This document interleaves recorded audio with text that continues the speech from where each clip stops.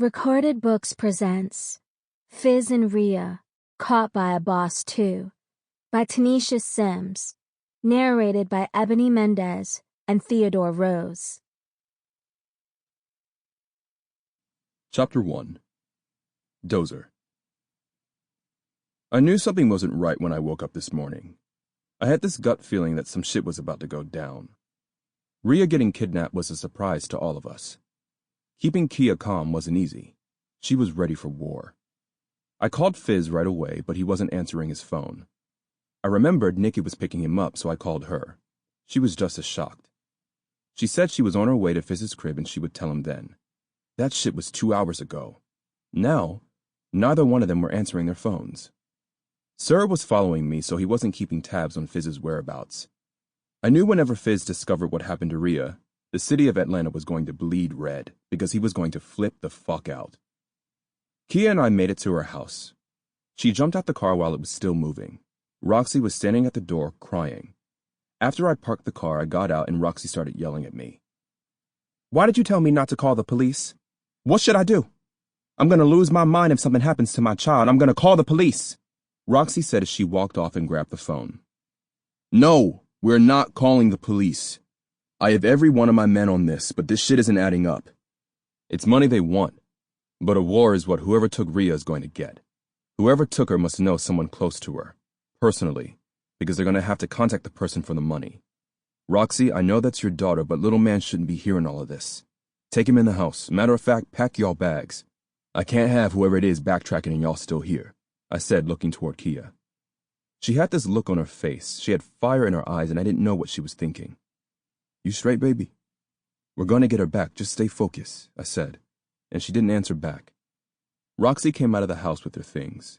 I knew they all were worried, but the police weren't going to help us. I was trying to keep them off our radar, and so far I'd made sure of that. I tried calling Nikki again, and she still didn't answer. I was getting worried now because Fizz always answered his phone. Part of me felt like whoever was gunning for me had something to do with this.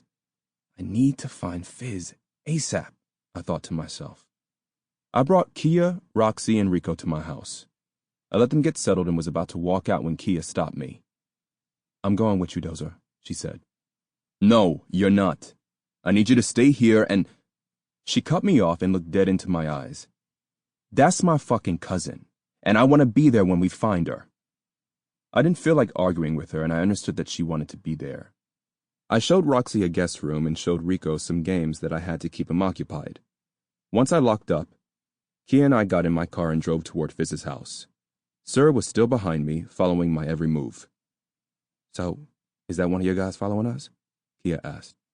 "Yes. You're observant, I see." "Dozer, I know Riah didn't have any enemies, so this has to be some shit with Fizz." "Kia, I'm gonna keep it 100 with you. I think it's the same nigga that's gunning for me," I said, looking at her. "That shit you told me about? What was his name?" she uttered. "Some nigga named True. I've never heard of him, nor have I seen him, but Fizz mentioned a truck following him. It could be him. I don't know who else it could be." "So you're telling me that he had someone following him and didn't say shit or warn Riah to be alert?" "Baby, I know, but we didn't want to alarm you all." "Dozer, I'm trying to stay calm. You better find Fizz and fast because I'm going to start offing motherfuckers if someone doesn't start telling me something." "Wait, how do I know it wasn't you and Fizz?" "What?" I asked, confused. "You and Fizz. Y'all are probably trying to set some shit up thinking I'm going to come off the money." "Well, you won't see a fucking dime," she said as she pulled her gun out, took the safety off, and pointed it toward me. "Whoa, are you fucking serious? Kia, don't fucking point that shit at me," I said, grabbing the gun out of her hand and putting it under my seat, all while trying to focus on the road. I looked at her and knew she was just acting out because she didn't know what else to do. But pulling a gun on me was the wrong move. "Kia, listen, I know you're scared, but why would I do something like that? I have money. I would never take money from you or try to get money out of you," I said, trying to assure her that I had nothing to do with Riah getting kidnapped for ransom. "Oh, but you damn sure took $8,000 from me. Took that shit with no hesitation," she yelled. "Kia, I was actually waiting on a good time to give you the money back. I had my accountant write you a check. It'll be from my club, Core, because I hate tracing information back to me. It'll be like I'm paying you for a service." Sample complete. Ready to continue?